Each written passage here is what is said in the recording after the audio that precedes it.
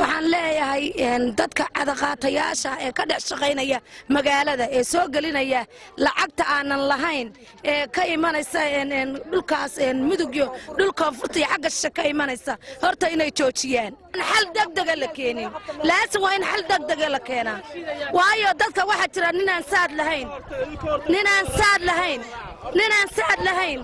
oo ragga iyo dumarka iyo maatada iyo nimanka ganacsatada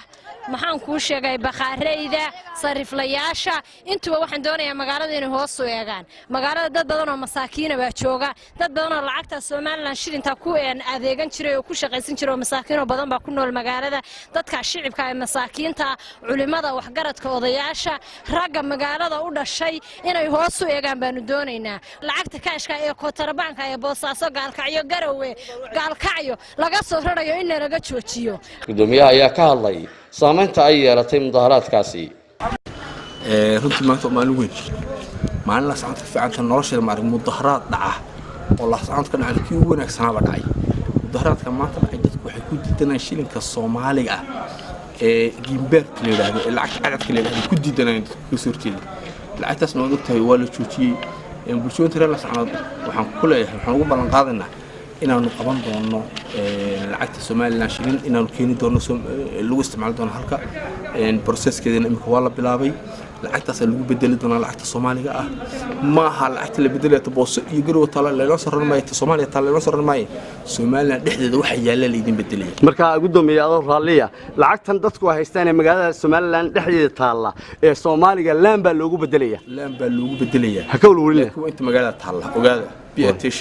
nina uu isku dayin inuu soo rarto wax meel kale yaala waxa la socon yaala walaal wax aad u tirayar waa wax kooban sarif loo walba yaala waan naqaana qof horaan isku sameeyay ninki 1 milyan oo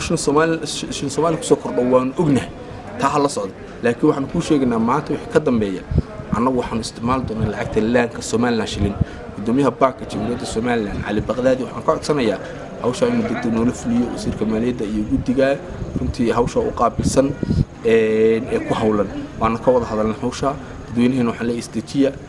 dhibaato ma jirto dawladdiina waa idin maqan waddankiina waad joogtaan lacag waddankiinu leeyahay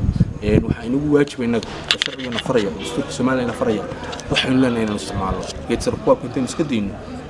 waxayna lahayn dhibaatada waxa inagu wacan lacagna lahayn baan isticmaalnaa lacagta ayna lahayn in iska dayno aan teena isticmaalno Soomaaliland lacag bay leedahay Soomaaliland shilinkii baan socodsiinaynaa taasaan ku dadaalnaa insha Allah taala way gudoomiye magaalada waxa ka socda xaflado fanaaniin waaweyn baa yimi